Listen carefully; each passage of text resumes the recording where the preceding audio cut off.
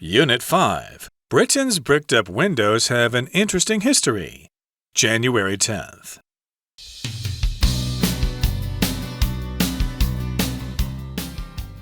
You're walking down a typical residential street in London. You've just spotted an old house with many of its windows bricked up. That's bizarre, you think to yourself. Soon you see a second house with bricked-up windows. What's going on? You've just witnessed some interesting consequences of Britain's window tax. The window tax was introduced in 1696. At the time, income tax was thought to be an unreasonable idea.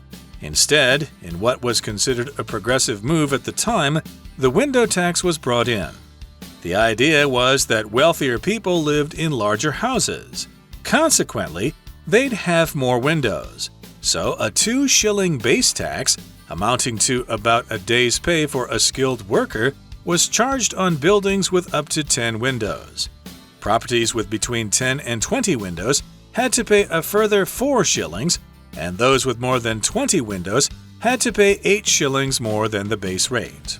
In 1766, the lower tax threshold was adjusted to 7 windows.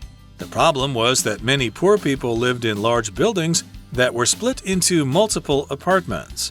However, the window tax didn't calculate these as independent dwellings. Landlords bricked up windows to avoid the tax without understanding what this action's effects would be. The lack of air and sunlight was a recipe for unhealthy living conditions.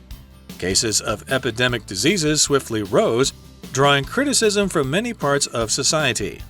Writer Charles Dickens openly opposed the tax, saying, "Neither air nor light have been free since the imposition of the window tax."